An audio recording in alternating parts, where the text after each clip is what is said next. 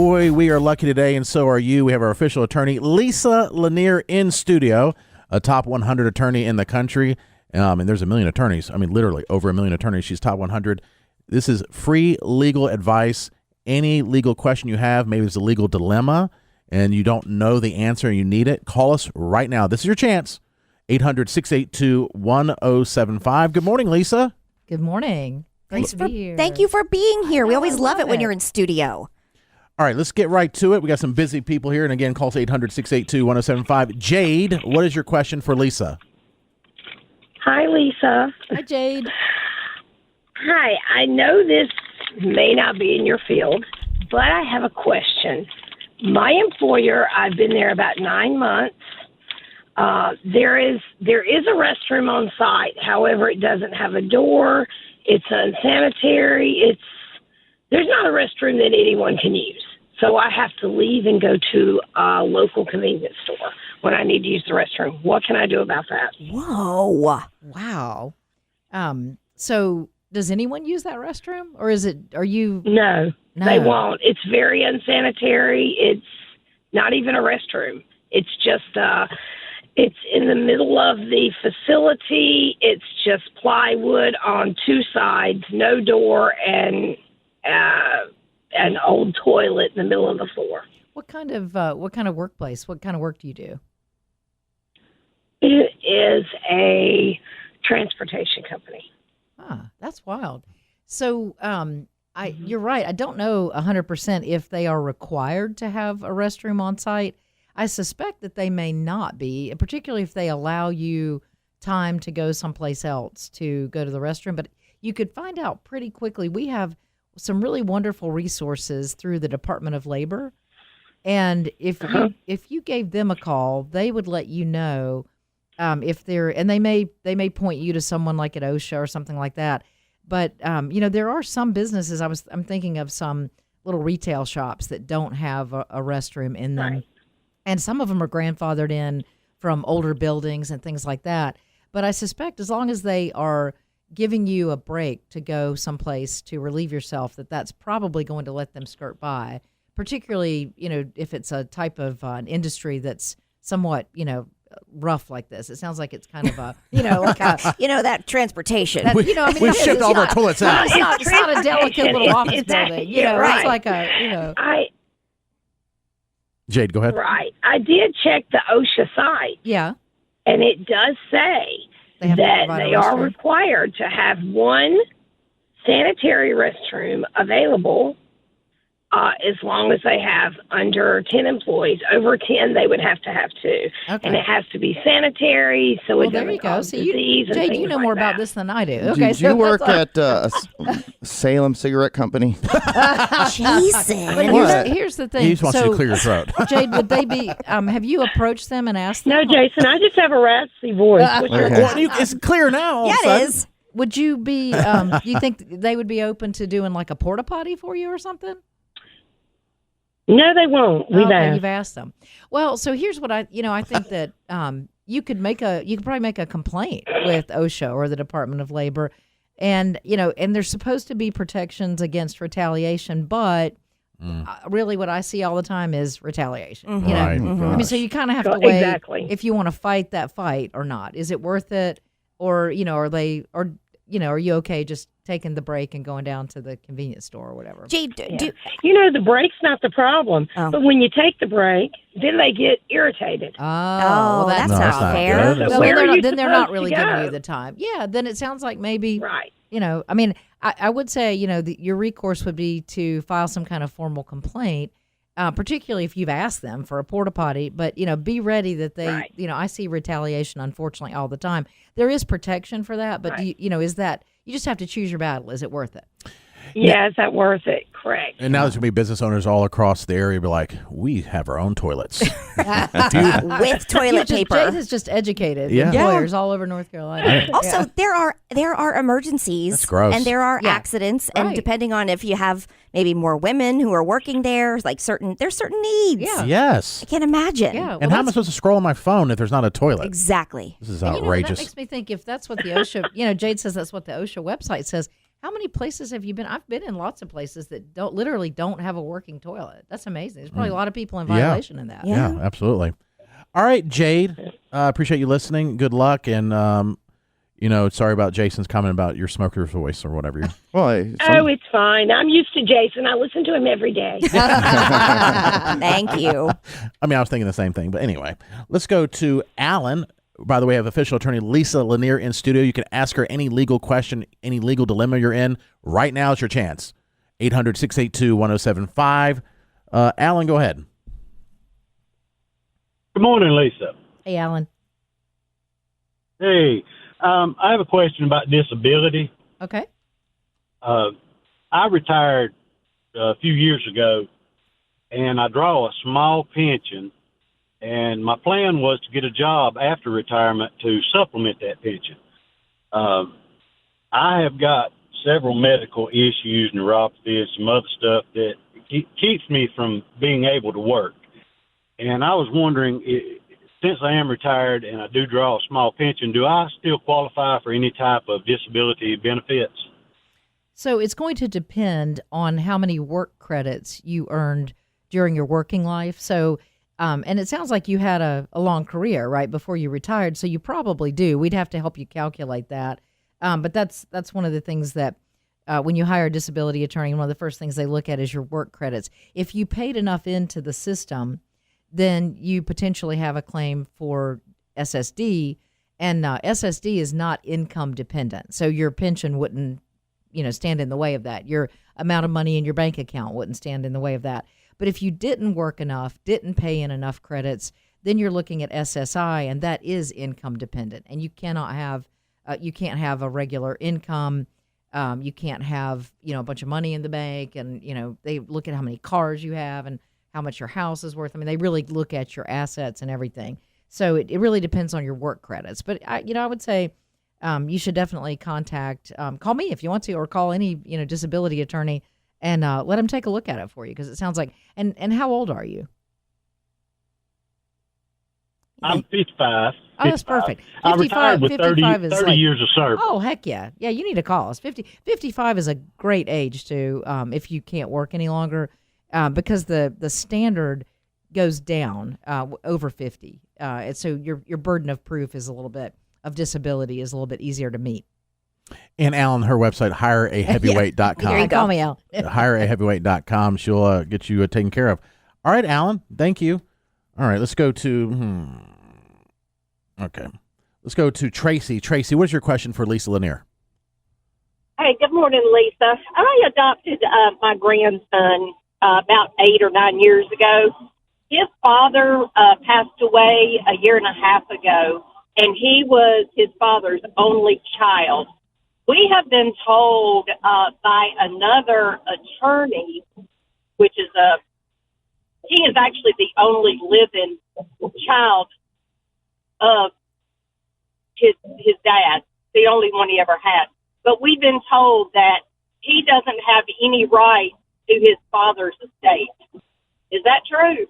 So if his father passed without a will, which it sounds like is the case, adoption it cuts the tie of being a taker. So if you're adopted, then you're no longer a taker through what's called intestate succession. Intestate succession is where you die without a will. So his father, if he'd had a will, he could have named anybody he wanted. He could have named the son. He could have named anyone. But you're not considered a taker if you've been adopted. It cuts off that familial intestate succession tie. So I think you've gotten sound advice. Try to say that sentence 3 times fast. It's sad. You're kidding. Yeah, it's very sad. Familial Now I will intestate- say this, Tracy. If are you still there? She is. Okay. Yes, I'm here. Tracy, so sometimes you can kind of do a workaround with if there's anyone else who else is the taker, right? There's, whoever is next in line in intestate succession, sometimes that person will work with you and, because you can be a taker and still then gift the money to a child that would have been an heir, that kind of thing. And so maybe, explore who the actual taker will be, who will be the recipient of the money, and reach out to them. You'd be surprised. I mean, sometimes people are super greedy and they don't do anything to help a child, but other times I've helped people work it out. And let me ask you, That's Lisa, good. is it a possibility that even though there's no will, there's beneficiaries on maybe an account like a retirement account? It's possible if he named him. Yeah. Yeah, he would have had to have named him. So you can name a child, and adoption doesn't cut that off. But we're only talking about the part where you die without a will. Gotcha. Yeah. All right, Yeah, Tracy. he actually had a life insurance policy, and he did name my grandson as the sole beneficiary. So that So, would, I the did adoption not wouldn't know- cut that off. You should be fine with that. Yeah, he got his money from that. Good. But we were just wondering about the estate and his vehicles and things like that he had. Yeah. Gotcha. Yeah. All right, Tracy. Thank you. Good luck with everything. Thank you. Have a good one. If you have a question for our official attorney, Lisa Lanier, now's your chance. 800-682-1075. Let's go to Stephanie. Stephanie, what's your question for Lisa? Hi, yes. Me and my soon-to-be ex-husband separated in March of last year. Do we still have to file taxes together because we were still together? Lisa, Or let me do we handle this have one. to file Who's the expert We now? have, Stephanie, we have a divorce expert. We have a divorce expert Yeah. sitting across from I me. have heard all about his divorce proceedings. Jared, you have the floor. Go and ahead. I had Jason as an intern, and he bailed on me. He's like, I want to make my marriage work. I'm like, okay, great. No, Lisa, you can handle this one. I don't say anything wrong. You know, your tax filing status is up to you. You can do married filing separately. You can do married filing jointly. Really, it's whatever is most advantageous to you. That's what I would It doesn't do. even matter that they're No. separated, right? No. Because I can do it right now. I can pick whatever I want. Yeah, you can pick. And you could just flip flop from year Yeah. to year. Yeah, you can flip flop year to year. Interesting. Because sometimes there's you get more money back or saved depending how you file. Yeah. So some people will, do, 1 year do married filing jointly, and the next year do married filing separately. You know, and I filed before like single and sad, and you get a lot more back. They send you some stuff. It's pretty What cool. a sad sack. Let's go We'll to give him Brandy. extra. Yeah, we'll give him extra $20. Let's go to Brandy. Brandy, what's your question for our official attorney, Lisa Lanier? So mine is kind of a two-part question. So both of my sons, they both have two different dads. My oldest son's dad. Lisa, I'll take this one. he's so- Sorry. Yes, you would say that. So he is in a different state now. He was in North Carolina, and he moved to a different state. And they just informed me that the state that he's living in just took over the child support case, and I guess they transferred it down to Georgia where he stays at. He's already about $3,000 in the hole, and they haven't done anything about it, and I haven't heard anything. The last thing I heard was that he's in a program down there where it's keeping him from being able to pay his child support right now. So, what can I do about that as far as, because he's so far behind at this point, I don't know what they can do legally about it, get him to catch it up. And the arrears started in North Carolina? Yes. Have you reached out to the child support enforcement folks to see what they would recommend you do? Because it's a little bit unusual for him, I think, to be able to transfer the case without giving you notice. And did he serve you papers about that? Well, no, he got moved a couple of years ago because their house got destroyed by that hurricane that came through, and they got relocated to Georgia. Oh, wow. And it's still been in North Carolina.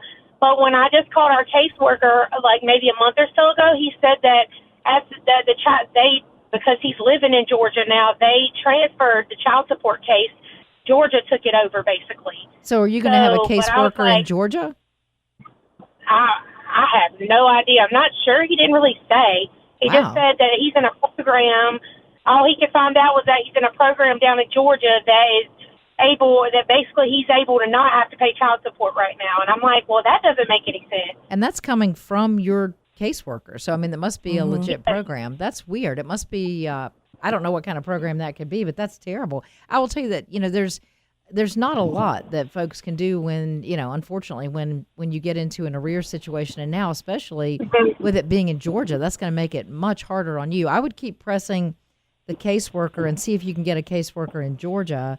And, if he comes into any money, that's one thing a lot of people don't realize. I run into it a lot in my practice. If he gets into an automobile accident, put a lien on that. You can put a child support lien on his recovery. Goodness. Yeah. Oh, anything like that. Okay, that and then he's coming into money. Go ahead. What's the second part of your question? Okay, and then the second part. Okay, so my youngest son's dad, when we never made it to court. We just basically went to a mediator for a case with my youngest son, and so at the time his wife was on maternity leave, and so they basically we signed something to where he'd be able to pay $100 a month until they had their baby and he was able to go back to work because I guess he took time off. She had health problems or something. So he's been paying the $100 a month, but now she's been back to work for almost a year now. And I've tried to get in touch with who I need to get in touch with to get to a judge so we can take it back to court because he was supposed to be paying like $400 a month. I think $400 or $450 was like the average or something like that. But now he's still paying the $100 a month. So now I'm trying to get to where he's supposed to pay what he's supposed to pay now that his wife is back to work. So how do I go about?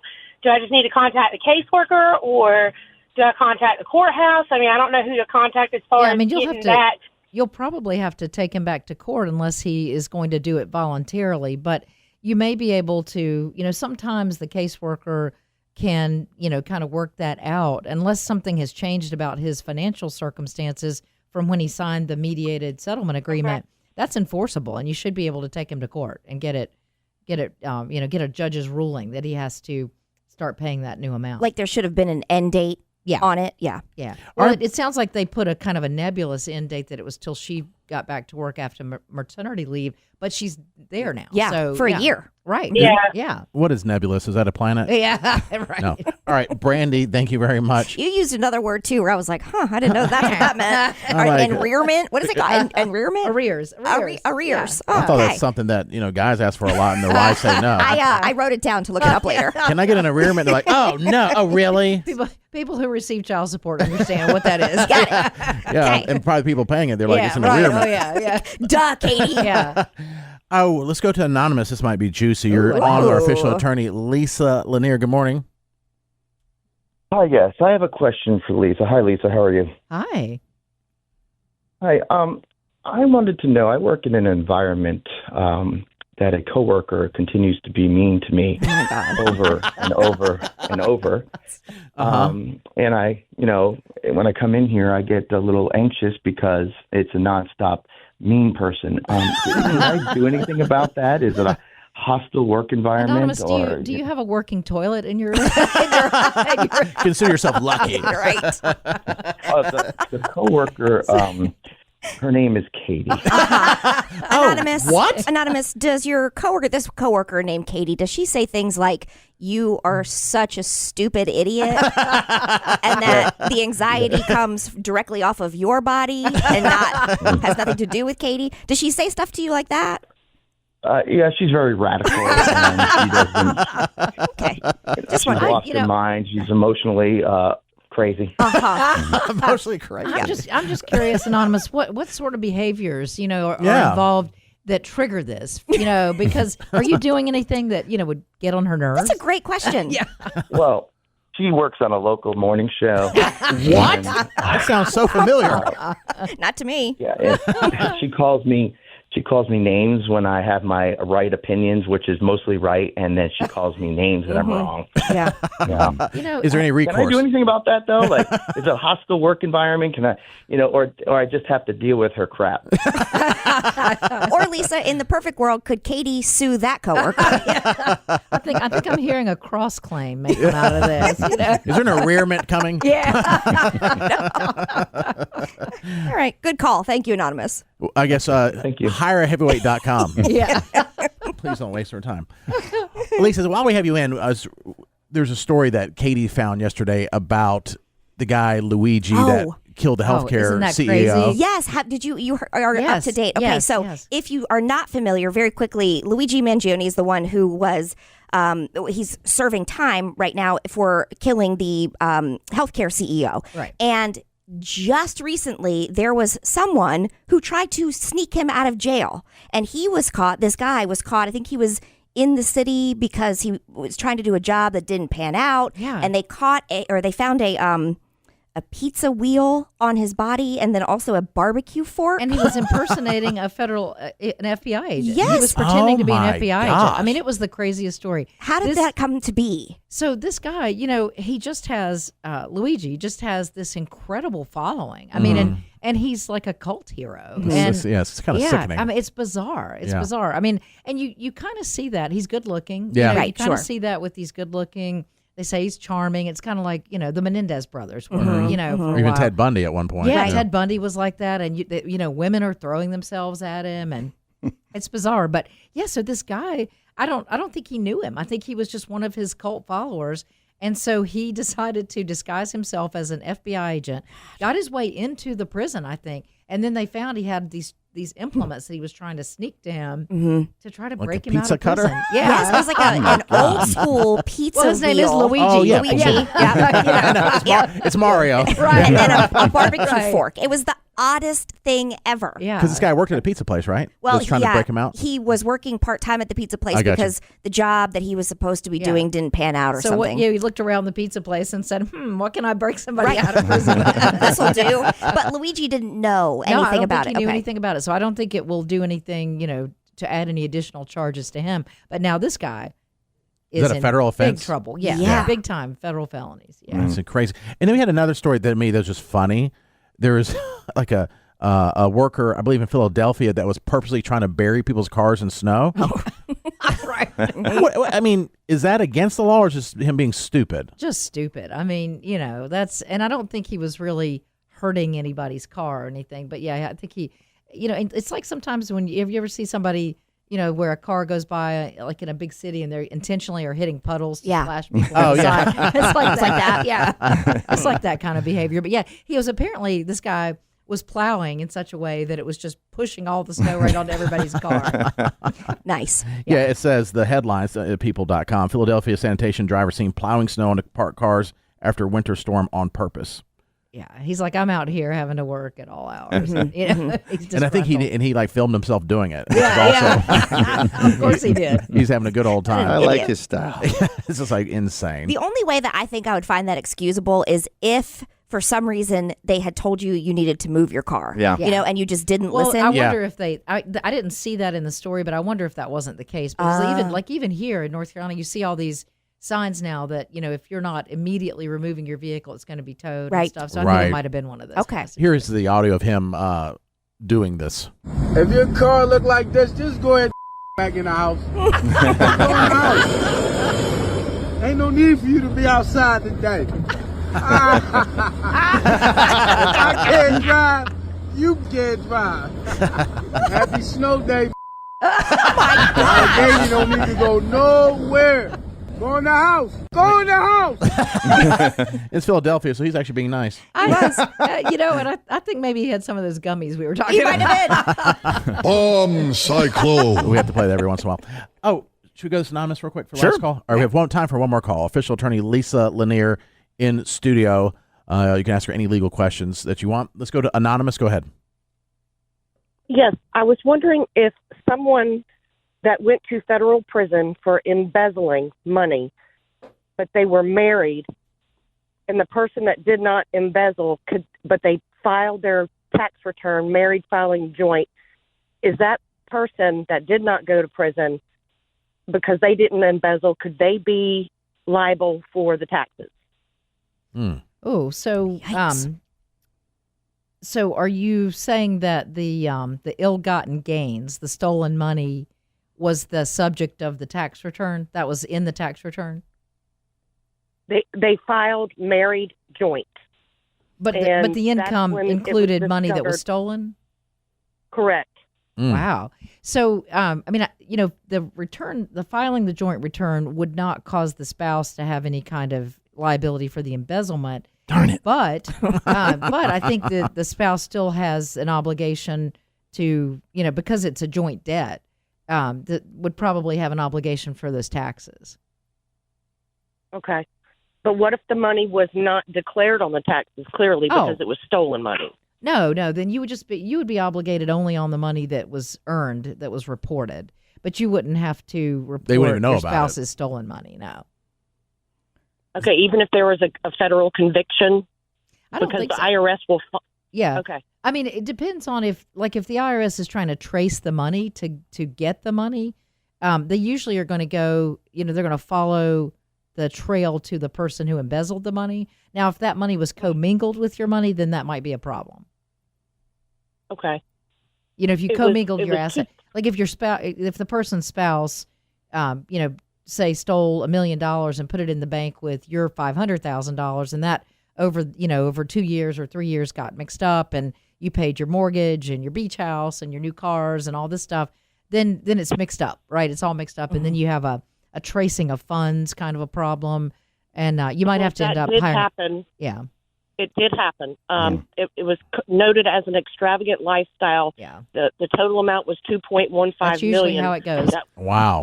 Golly. Wow. Billion? Did you say billion with a B? Million. Okay. Whoa, I thought I heard a B there. Okay. Million. Well, still million. My goodness. Yeah. That's a lot of money. I think you may want to consult with certainly a good CPA, but maybe a tax lawyer, because one thing about the IRS is they do work with people, and, they will negotiate with folks, and sometimes people end up paying cents on the dollar sometimes. Okay. Would they take into consideration the They would felony of the person that she had absolutely nothing to do that you with? had nothing to do with it. Yeah. Okay. How long is this person put away for? 4 years, however, got out because it was a white collar crime. So they're out now, but on Like house arrest? Parole. Yeah. Parole. Okay. Wow. All right, Anonymous. Very interesting. I'm glad that. Not glad. I'm glad you called so you get some clarification on that. Lisa, you are great. Thank if you want to Lisa. contact her, hireaheavyweight.com, top 100 attorney in the country, and she can handle any story, anything we bring up. She's just very, very good, and obviously someone you want on your side. I've seen her behind the scenes with other things. You definitely want her on your side. She's very nice, but she's going to fight for you, which is that's what you want.